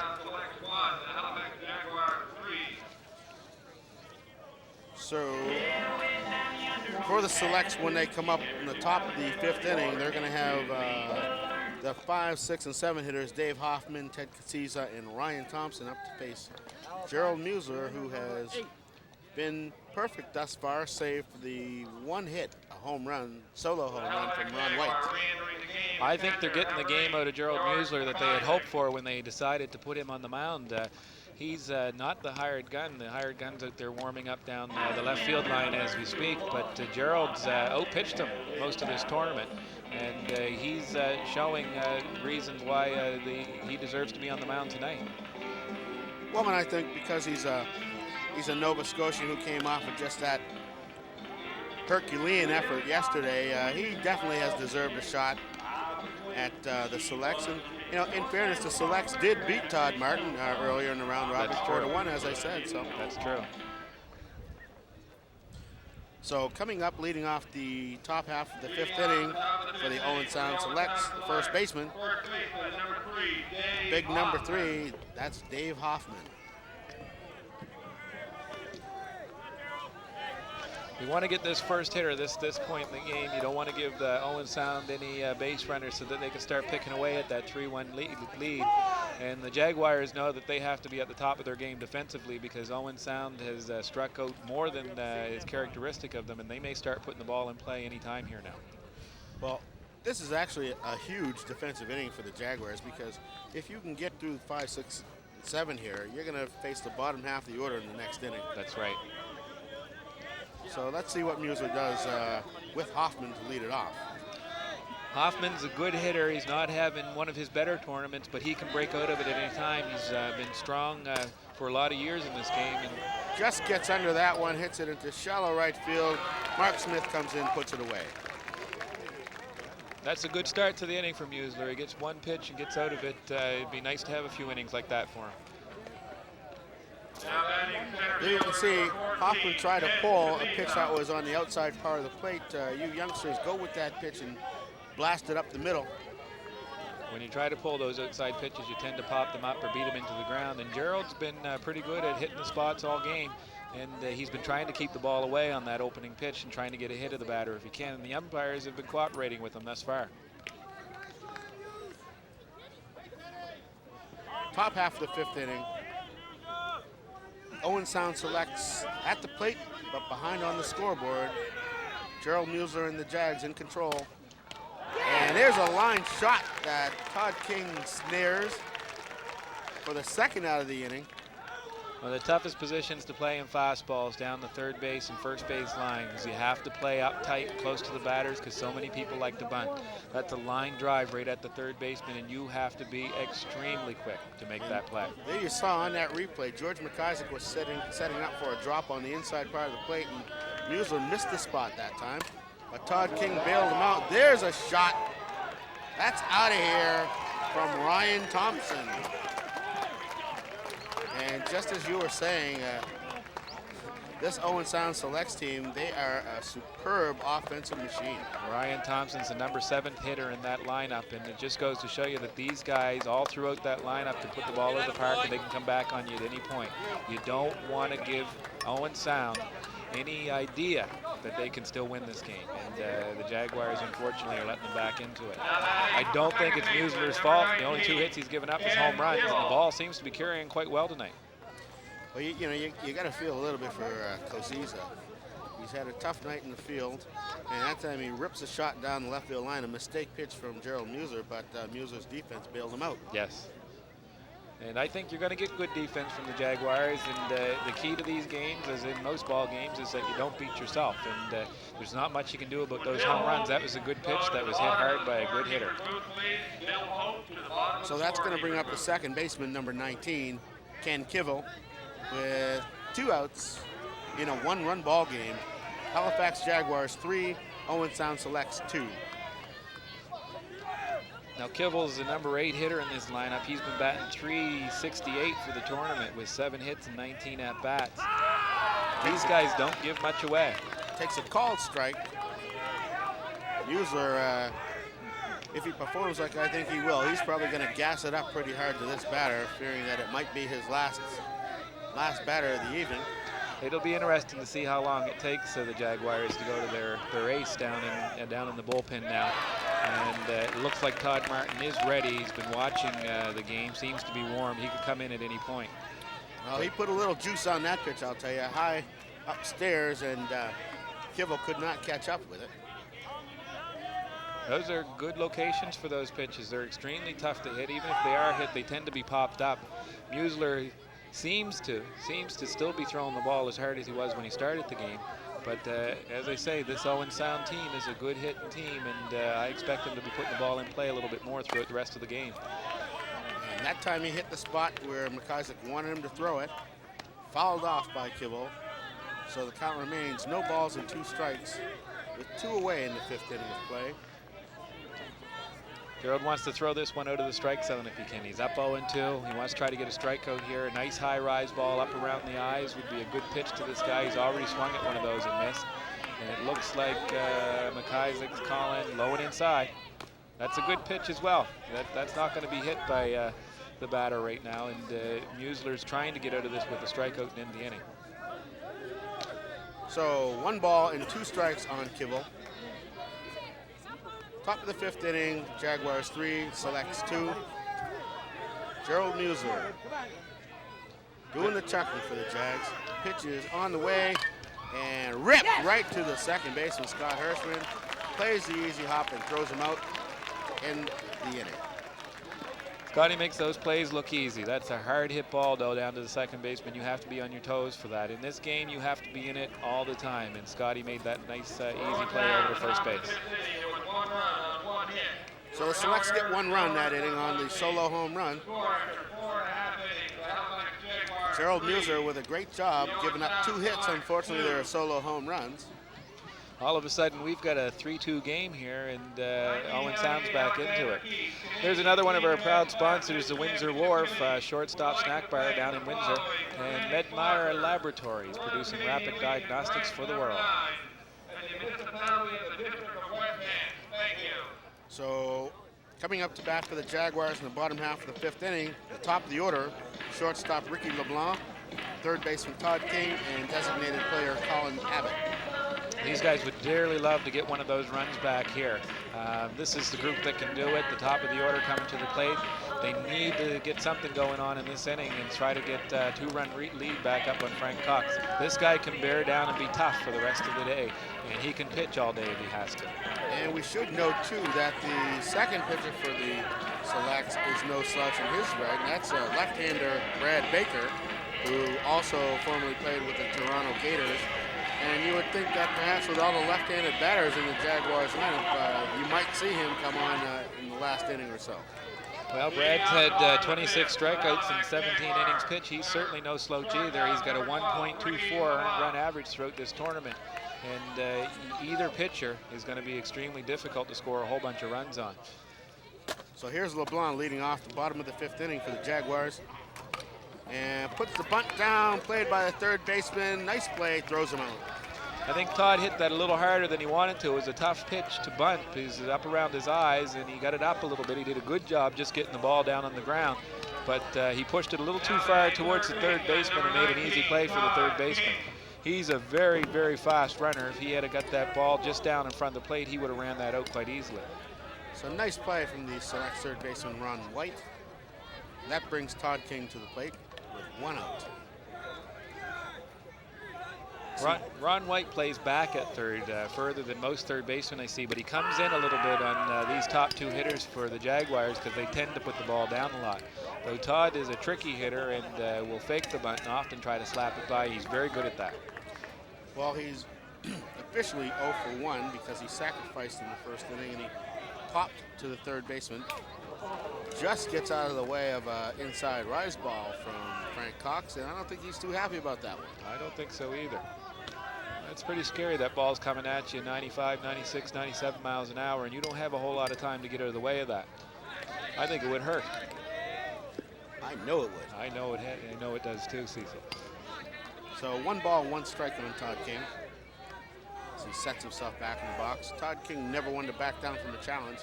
Pitch is on the way, slaps it, foul. I don't see many hitters with as much motion in the box as he has. He always seems to be moving, wants to be moving towards the pitch. He's trying to get a good jump out of the box to try to beat any ground balls out that he hits on the ground down to first. He gets a lot of hits that way. He's a noisy hitter, a hitting coach's nightmare. Jaguars are hoping that he can get himself on base right here. Here's the pitch. Slap foul down the third base side. So King's going to come back and try it again. A lot of people would ask, is he bunting with 2 strikes? A slap bunt's not classified as a bunt as such, so he's all right on that. But if he tried to bunt that and fouled that off, he would have been out on that pitch. He's down on the count right now, so Todd's looking for something that he can put in play somewhere. He wants somebody over on the left side of the infield to have to make a long throw over across the infield to get him. He's got good wheels down the first baseline, and he's quick out of the box. And swings and misses for strike 3. That's a tough pitch to deal with up there. Frank Cox has been hitting the spots lately with that, and you keep that up around somebody's eyes, and they're going to swing past that most times. So that's going to bring up the big designated player, number 20, Colin Abbott, as we see Todd King a little disgusted with himself for swinging at that pitch. Well, it would be nice to be on base for Colin Abbott, given the way he's been hitting the ball all tournament. Very, very patient hitter, looks for something that he can hit, preferably around waist high, and if he gets it, he can hit it a long way. This guy is a professional hitter. Well, he's 1 for 2 with a big RBI double and a strikeout. Pitch is on the way. Called strike from Paul Douglas, so. That's a good spot for a guy like Colin Abbott. He doesn't like to go out and get those ones and punch the ball the other way. He's generally a pull hitter. He's looking for something inside that he can turn on, and if he gets that, you'll see a hard hit ball somewhere down the right field line. 1 ball, 1 strike to count. And Abbott fouls it off, so it's 1 ball and 2 strikes here with 2 outs in the bottom half of the 5th inning. The Jaguars are holding on right now by the score of 3-2 over the Owens Sound Selects. And you can see that it appears that the Selects with a bit of momentum right now. Pitch is well outside. That's not a bad pitch, though, against Colin Abbott. Again, trying to make the batter chase something. Frank Cox is a smart pitcher, threw that well outside, knew that there was no way Colin could reach it, but Colin didn't go for it. Abbott all business at the plate. Here's the pitch, and he gets under it and fouls it over this way. But we're ducking up here. He couldn't get us if he tried. No, we've got something over our head anyway. We're safe here. That's a good sign, a good indication of how good a hitter Colin Abbott is. That's a very tough pitch to get a bat on up there. That was a rise ball that was going up and away on the outside corner from Colin Abbott. A very tough one to reach, and he at least got a bat on it. Cox delivers way outside. 3 balls, 2 strikes. Cox is trying to paint the outside corner low and away on Colin. He knows that Colin's not going to offer on that, but he's just missing the spot right now. Cox also knows that Colin Abbott is one of the guys who could hurt him if he puts one right down the middle of the plate, so he's going to work corners if he can. He doesn't want to make any mistakes on Colin. I think these two players know each other very well as well, having played against each other in a number of national events. So both of them are up there trying not to make any mistakes against each other. And Frank won that battle. Yeah, as Abbott was reaching for a pitch that appeared like it might have been a little outside. So Cox won that battle, but Abbott and the Jaguars right now are winning the war by a score of 3-2. We're going to the top of the 6th inning now. Cox has settled down, though, from his first few innings when the Jaguars jumped out to that early lead, and he's showing that he's going to be a very difficult guy to score more runs on. He's been pitching well since then and seems to have actually picked up some momentum, and it looks like the Jaguars have made a pitching change, Cecil, have they? Yeah, Cox, after striking out nobody and suffering 3 runs in the first inning, has settled down quite nicely, struck out 6 batters over the next 4 innings, and there you see number 42. That's Todd Martin, who is now going to do the chucking for the Jaguars, and I'll tell you, he gets it up there in a hurry. He's experienced, he's strong, he's tough, and he's got a will. Todd Martin, he's got a 3.43 ERA for the tournament. I think a couple bad games really accounted for that. This guy can be an overpowering pitcher, and he's had some bad breaks throughout the tournament. He's got 34 strikeouts in 16 1/3 innings. That's over 2 strikeouts an inning. This guy has been nothing short of dominating. He was named to the All-Star team, and I think you're going to see some of the best pitching in Canada right now. Well, I understand that he struck out 14 of 16 batters that he faced in one of the games in this tournament. Yes, he has. And he does it with stuff that doesn't look overpowering, but gets up on you in a hurry, and he's got a good rise ball, a good drop, hits the spots well, and he works easy. He's got great mechanics out there on the mound, so he's going to be fun to watch. Well, Martin's one of the guys that I've heard some people around here say, oh, it doesn't look like he's throwing that hard, but they're not in the box either, They're up in the stands. That's right. But he does. He's got a deceiving pitch. He gets up on you in a hurry, and it'll be interesting to see how he starts out against his first batter. Starts him out with a strike at the knees. That's pretty common for Martin. Martin keeps the ball down, throws the ball hard, and he's going to be difficult to score another run on. Darryl Sprung, the batter. He's the big catcher for Owens Sound. And Martin throws another beautiful drop, just low. So count is even at 1 ball and 1 strike. This is a good guy to bring Martin in to see. It's nice to bring your relief pitcher in to start an inning if you can. This is a number 9 hitter in the order, so it's a good guy for Martin to sort of warm up on. He's only batting 143 for the tournament, but fastball's a funny game. Anything can happen. And Sprung grounds out meekly to the shortstop. Ricky LeBlanc picks it up, throws him out, So 1 up and 1 down for Todd Martin and the Halifax Jaguars here in the 6th inning. That's good for a pitcher to come into the game, get out like that, get themselves into the game, have a few pitches, find out how they feel, their arms. And Todd looks like he's pitching well from here, but none of us are in his head. We don't know how he feels tonight. So that brings Greg Miller, the leadoff hitter, to the plate. And he puts the bunt down. Todd King picks it up, throws him out. Beautiful play by the Halifax Jaguars. That is a wonderful play by the third baseman. Third baseman has to come in, take that ball on the run, throw off balance down to first base, and it's got to be a good, strong throw. This is a leadoff hitter for Owen Sound, and he can run very well down the baseline. Todd King just made a spectacular play there. Well, Greg Miller probably the one person in the lineup who's pretty happy to see Todd Martin, because he was 0 for 2 with 2 strikeouts against Musler. Yeah, Greg never came very close to anything Musler was throwing, so this is the first time he's got a bat on the ball all game. So this is the right fielder, Terry Chalice, who takes ball 1 low and outside from Todd Martin. Terry Chalice hasn't seen a whole lot of playing action this tournament. He's only been in the 1 game. He's been at the plate 3 times. He's batting .333, has 1 hit and 3 at bats. But I think he's one of the guys they flew in late. Just came in yesterday. Yes. Owen Sound's been bringing a couple players in after the tournament had started, guys that couldn't get here all week, and Terry Chalice is one of them. They're expecting big things from this guy, and they've got him at number 2 in the order, I guess indicative of the way this guy can hit. Terry Chalice, a very, very veteran player, has been around the world playing softball. The label professional hitter that you applied to Colin Everett could also be well used here with this fella. He's ahead in the count, 2 balls, no strikes. Martin wheels and deals, and it's grounded back through the box for a base hit for Terry Chalice. Chalice, good wheels. He didn't even stop at first. He had double out in mind for that whole thing. That's an unusual let-up by Barry Wright in center field, who's usually charging the ball and gets it in a hurry. Chalice showed good wheels going around first and showed that he's going to be a good hitter for the rest of the tournament for Owen Sound. Well, last time I saw Terry Chalice play, which was 2 years ago, he was nursing an injured leg. It looks like his leg has healed quite nicely. I think it has healed quite nicely. Owen Sound's got a runner on second. With, I believe there's only 1 out. Is there 2 outs? 2 outs, yeah. 2 outs. Sprung grounded out to short, and Todd King made a superb defensive play on Greg Miller. Now, we've got a conference on the mound. This is what you were talking about earlier. Mark Smith can come to the mound from right field there, who happens to be one of the coaches, and it doesn't count as a conference, so the pitcher doesn't necessarily need to come out on the second meeting at the mound. That's one of the advantages of having a veteran player like Mark Smith in your lineup. So Ron White, the Owen Sound third baseman, is at the plate presently.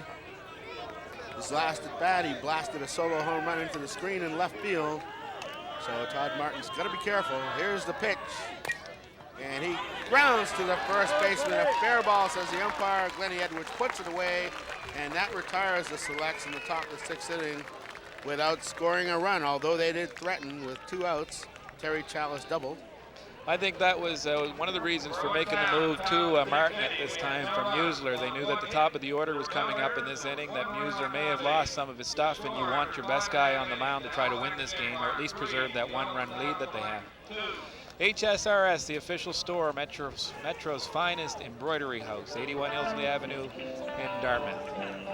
And of course, the Windsor Wharf, downtown Windsor on Water Street. Go down, try some of their pizza. It's fantastic. I think you'll all enjoy it. Why don't you bring me up a piece? I'll bring you out a piece tomorrow, Cecil. It'll be cold. Nothing like cold pizza. And of course, Medmira Laboratories. We thank them so much for providing assistance with all the production costs.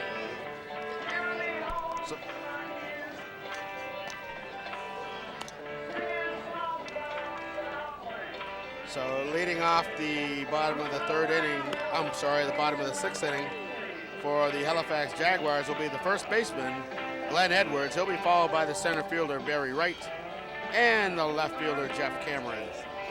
Jaguars have to feel pretty good about themselves this game. They got off to an early lead. They've showed some heart by holding Owen Sound off, which is a good hitting team, and they've been banging Frank Cox around a little bit. Now they've got their heater on the mound. They're up 1 run late in the game. They've got to be feeling pretty good about the prospects of winning this game. but they can't let up against this Owen Sound team. As you know, Cecil, we've seen them hit the ball hard all tournament, and it's possible that they'll have big things coming up in this next inning. Well, here's a batter here that is thinking deep right now. And he cracks one. Great play by the third baseman, Ronnie White. That ball headed down the left field corner for extra bases if he doesn't make that grab. Yes, sir. Glenn went up and hit that ball hard on a line. That's what you want to do in this game. Try to get on base any way you can.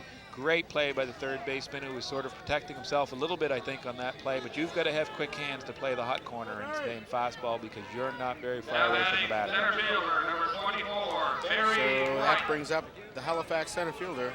That's Barry Wright. Barry who's Wright. 2 for 2. He has the same last name as you, Cecil. No relation, is he? He happens to be my cousin. We're very, very close cousins, and any ability that he has, I take credit for Oh, giving I him. think Barry's got all the ball-playing genes in him. Barry's hit the ball hard both times at the plate, and he takes another big Barry Wright cut at it. Barry can hit the ball a long ways, and we've seen Barry hit a few balls this tournament that were way out of most parks. Barry Wright is a rise ball hitter. If I'm a pitcher, I'm throwing him nothing above the thigh, because if he gets a hold of each other, like you say, it's gonna go. Especially in a situation like this, close ball game, I want to make sure I keep the ball down on this guy. Yes, you can't get anything up around Barry's chest, or else he's going to hit you hard all game. Cecil's right. If you keep the ball low on him, Barry tends to look a little silly on those pitches sometime. But don't get me wrong. Barry's a good hitter. Will hang around there until he gets a pitch that he likes, and then he'll make you regret it. So Cox sets, he throws, and he misses high and tight to Barry Wright. Of course, a guy like Frank Cox isn't going to shy away from throwing his best pitch up around there either. And Frank's a rise ball pitcher. Barry's a rise ball hitter. So this is a good matchup for Barry. And it's a tough one for Frank, but he's shown all tournament that he can throw the ball by a lot of good hitters. Oh, no, come on. And we've got home plate umpire Paul Douglas going out to have a little chat with Frank Cox. I don't know what that was about. Was Frank maybe leaving the mound a little bit? They've changed the rules for the pitchers, so it's been kind of confusing for fastball pitchers for the last few years. They've been changing the rules back and forth between whether or not the pitchers have to start with 1 foot on the mound, whether or not they're allowed to jump off the mound. But like I say, I think the umpires have done a fantastic job this tournament, very consistent in their calls, and I think that most teams are very happy with the umpire. Well, you've got the best umpires in Canada who are here in attendance for this tournament, so you know you're going to hear complaints from both sides during the course of a ball game, but that's part of the game. It goes with it in any sport. These umpires have done a fabulous job. Barry Wright ahead in the count, 2 balls, 1 strike. Here's the pitch outside, ball 3. That's a nice pitch from Frank, though, on that count, trying to get Barry to offer at that. But like you say, Barry doesn't like the low ones. He'll tend to let those go even if they are strikes. He wants something up around his chest that he can hit hard somewhere. And if he gets it, we'll see a good hard swing from Barry. There it was. And there you see it. Eats up the second baseman. And Barry holds up at first base. His challenge quickly gets on the ball. So I got to score that a hit for Barry Wright, only because he's my cousin.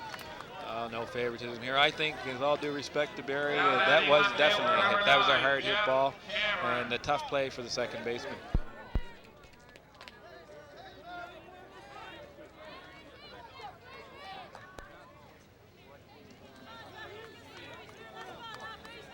So, as you saw, Barry Wright swing at that high rise ball, and he laced it by the second baseman.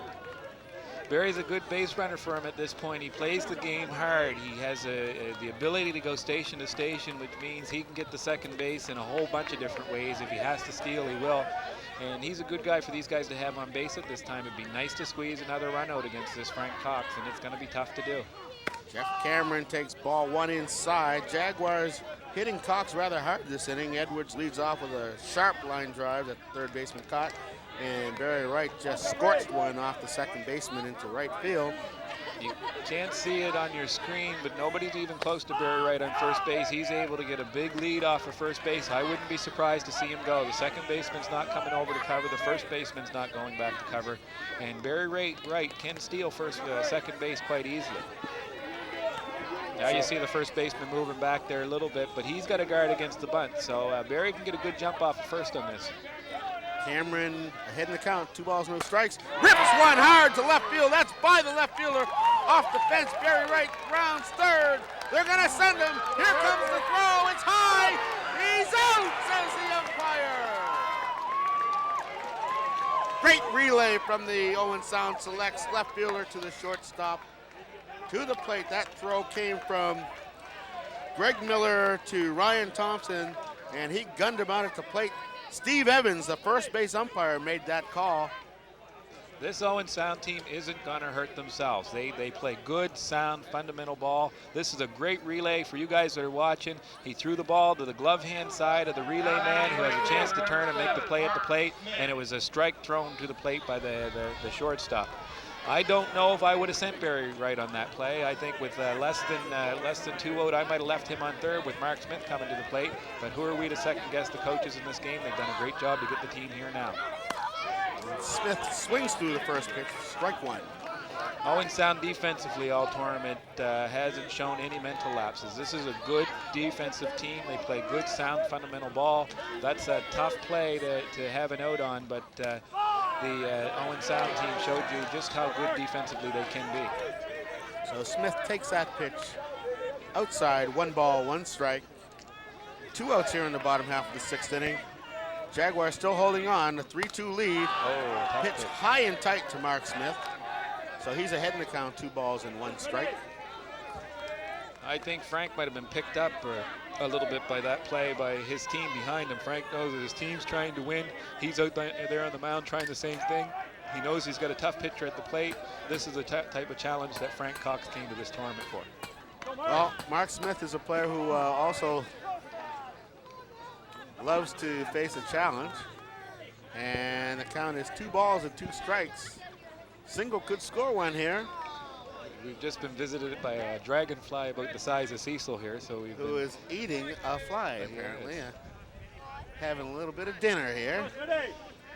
I'm sure Mark Smith would like to have some dinner off of one of Frank Cox's pitches, but Frank's been throwing the ball hard to Mark and hasn't given him a whole lot to hit here in this at-bat. Mark's been taking some good swings at it. It's 2-2. Here's a pitch. Smashed into center field hard. That's out of here. Home run, Mark Smith. That's a big 2-run shot from Mark Smith. Owen Sound had been chipping away at the lead. Mark goes straight away center field. He shows you why he's been considered one of the best hitters in Canada for a long time. Watch him go out and get this one. That's a tough pitch to hit right there, Cecil. That's on the outside corner. Mark had to reach a little bit for that. Didn't try to pull it. Pushed the ball straight away center field. Didn't even swing hard.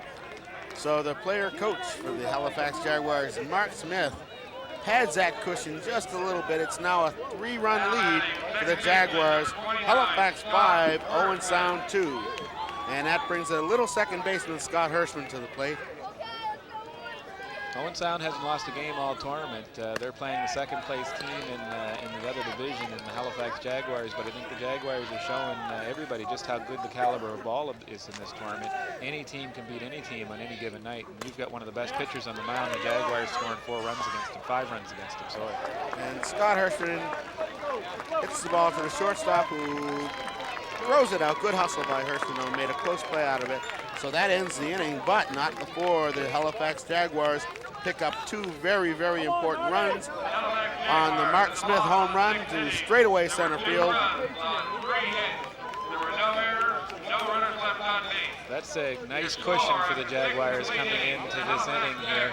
I think they needed to see something offensively. They had gone a little bit flat after that early outburst. And another hard luck pitch for Frank Cox, but I think the Jaguars have shown that they're a good hitting team. So there you saw the replay of the big home run blast from Smith, straight away center field. Hallelujah for Mark. That was, you said he wanted a little bit of dinner. Maybe that dragonfly should stay here. Yeah, that's right. I think it's almost through its fly. There we see some more of our proud telecast sponsors, the Windsor Wharf at 200 Water Street, 798-2800. They do deliver, I believe, so give them a call and have yourself a nice pizza night. I'm going to bring a cold one out to Cecil tomorrow. Medmire Laboratories Incorporated, producing rapid diagnostics for the world.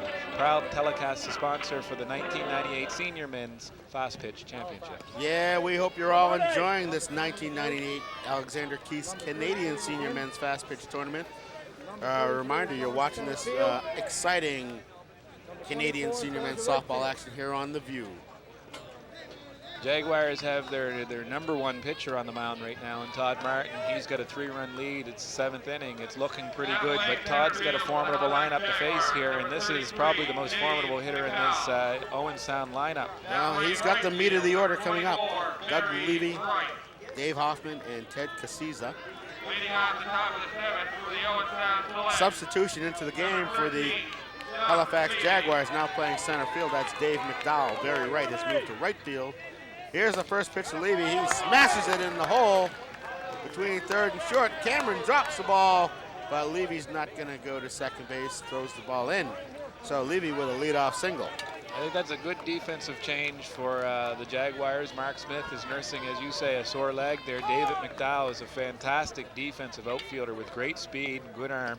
Moves Barry to right, who's got a fantastic arm out there. So the Jaguars doing the smart thing, putting their best defensive unit on the field at this time. And substituting to run now for Doug Levy is number 12. That's Jody Schnarr. Jody Schnarr hasn't seen a lot of action this tournament. He's been into 6 games, but he's only had 4 at-bats. He comes in, I guess, and picks his spots and has done some base running for the tournament.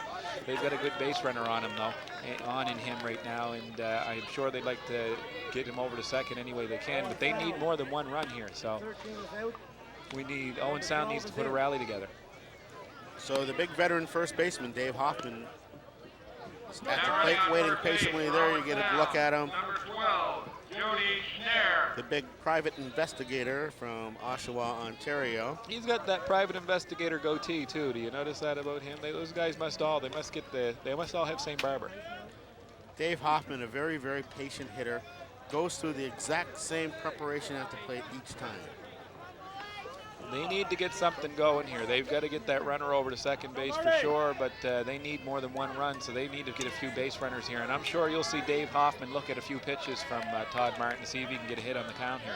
Well, Hoffman got the better of Martin in the round-robin game, tripling off the right field fence. Let's see what happens here. First pitch is upstairs for ball 1. Hoffman will want to wait and try to get a count in his favor and try to hit him hard then. When you're down this many runs this late in the game, you try to get on base any way you can. So you want to take a few pitches and see if you can be ahead of the pitcher. So Martin prepares. He sets. He deals. And Hoffman skies one foul, making the count 1 ball, 1 strike. Runner on first base for the Selects. That's Jody Schnarr, pinch running for Doug Levy, who's singled in the shortstop hole. The Selects down 3 runs in the top half of the 7th inning, 7th and final inning, unless we go to extra innings, and we certainly hope that we don't need to, and that a local team can advance even further. I'm sure the Jaguars feel pretty good about this with Martin on the mound right now. He's had a good tournament for them. That's a nice pitch right there. There's lots of movement on that. That was going up. And he made Hoffman, quite frankly, look pretty bad on that pitch because that was very hittable. Hey, Todd Martin's a bulldog out there on the mound. He wants the ball, doesn't waste any time. He's ready to pitch right now. He's waiting for Hoffman to get into the box. Hoffman knows it, so he's deliberately taking his time. Martin delivers. Oh, nice spot. Upstairs, the Jaguars are asking for him to go to third base, looking for a yes he did call, but they don't get it from Marcel Beauregard. Again, that's a nice spot on that pitch. A lot of people think that that's a throwaway pitch. It's not. A lot of batters go down swinging on that pitch. It's very hard to lay off. If Martin has good movement on that rise ball when he gets it up around that level. I went down on that pitch so many times, and it wasn't even against the caliber pitcher of Todd Martin. What pitch didn't you go down on, Cecil? So with the count 2 balls, 2 strikes, an important pitch on the way. Here it comes. Oh. Change up, just missed. Low and inside, says Paul Douglas. I think that would even fool the umpire. That's a nice pitch on a 2-2 count. You've got a hitter up there that's expecting some heat from a guy like Martin. He changes up, throws one across the plate that you'd think you'd swing at. He was lucky to lay off of that one. I'm sure Hoffman's thinking that pitch should be ruled illegal. Yes, when you throw the ball that hard, you shouldn't be allowed to throw changeups at this level. Nonetheless, it's called ball, so it's 3 balls and 2 strikes. Now the question is, do we put the runner in motion here? I doubt very much if the runner's going to be moving with less than 2 out. They don't want to set up a double play here, so I think you'll see him go station to station. Here's the pitch, fouled off by Hoffman. So we're going to come back and do it all over again, and you're right, the runner was not going that time. No outs, top half of the 7th inning. The Owens Sound selects at bat, and they're trailing by 3, 5-2. Hoffman had a real good swing at that pitch. He was right on it. He just missed it, and that was actually fairly lucky for Martin, because I don't think he got that pitch where he wanted it to. I think he wanted that up a little bit further. So the one thing Martin does not want to do here is put this guy on via the base on balls. Here's the payoff pitch. Strike 3 call. And now he's going to walk back to the dugout, bat in hand. I think Hoffman thought that was outside, but full count in a game like this, I think you've got to be swinging at that pitch. That looked a little bit too close to take from not only the television angle, but from where we're sitting. That was a good pitch by Todd Martin, and I think he showed you what he's done all tournament. He just hits the spots. Well, like we said, this umpire has called that a strike the entire ball game, and he's not going to change that strike zone now. And that's what you want out of your umps. If they're going to call them high, just as long as they call them high all tournament. These umps have been very consistent here this week. So with 1 out and a runner still on first base, that brings up the center fielder, the hard luck center fielder, Ted Casiza. He's 0 for 2 with a strikeout and a line drive that was caught by the third baseman, Todd King. Ted's had a pretty good tournament other than the one that bounced off of his glove and over the fence there for the other team, but he's batting .300 for the tournament. He's only struck out twice, so Ted's can put the bat on the ball, and that's what he has to do in this situation. You want to put the ball on the ground, make the Jaguars make a play on you. Strikeout's not helping your team at all. I'm surprised they've gone up swinging as much as they have. I thought they'd take a few more pitches and try to get a hit at Todd Martin and get some base runners on, but I guess they don't think that Todd's going to throw too many balls, so they're going to try to take the cuts at the one that he gives them. Let's go, Marty. Come on, Todd. As we look around the ballpark, I see Gerald Muser warming up down the left field line in the Jaguars bullpen, probably just in case. Come on, Marty. So here's Martin, ready to deal. He does, and pours one in there. The runner is called safe at second base. That's an awful risky play for Owen Sound to send a runner with 1 out. You're down 3 runs. He's not helping you on second base there. All he does is keep you out of a double play, and a double play is extremely difficult to turn in fastball as it is, especially with a left-handed hitter at the plate. I don't know if I would have sent my runner on that pitch, but they were lucky. You're right. He was lucky because the throw skipped on Ricky LeBlanc, the shortstop. Good throw. He's dead meat. But as you say, that runner means absolutely nothing in this situation. No. And McIsaac has a good arm, and they didn't show him a lot of respect there, but he was very lucky. 1, 2, 3, 4, 5, 6. The count should be 1 ball, 1 strike at this point. And make that 2 strikes on that one. My error, the count should be 2 strikes on Ted Casiza.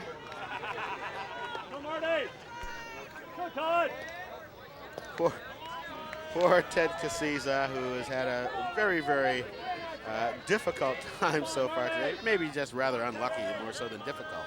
I think that was unfortunate. He got sort of tangled up out there in center field. As they say, he'll be wearing that all the way home. I'm sure these guys are never going to let him forget that. But Ted's had a good tournament. I don't think he's going to let that bother him. I think he's a good ball player that's going to bounce back. And Owen Sound, even if they do happen to lose this game, isn't out of this tournament by a long shot. This is a very good team that has the ability to come back.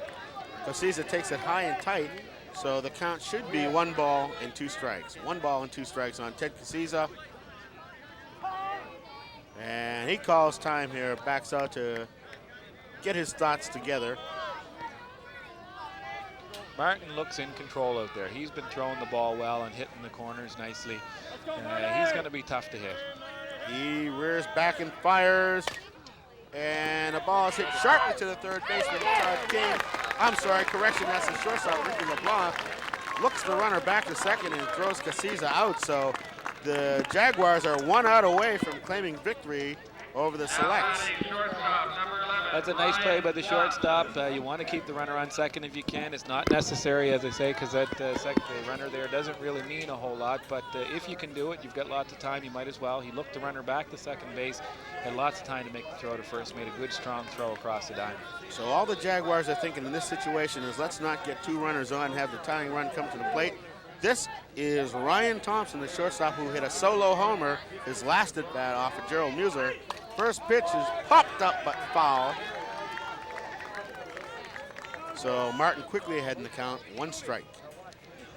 Even a home run wouldn't tie the game up at this point. I'm sure Martin knows that, so he's not going to give this guy a freebie because he doesn't want to put the tying run at the plate if he can help it. He's going to want to keep this guy off the base at all costs, and he doesn't throw very many balls.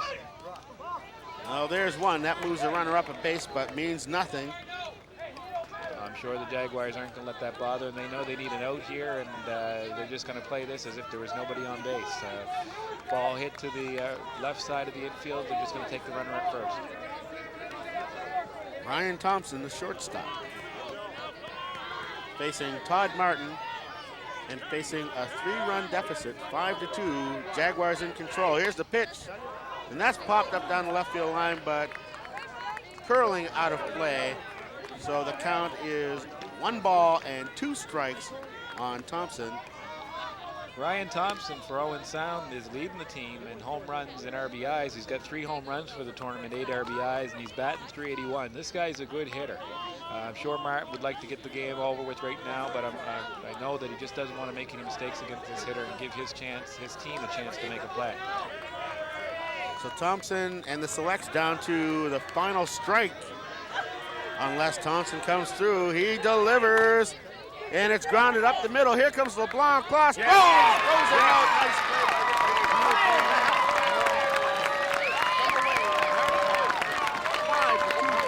Over the Owens Sound selects.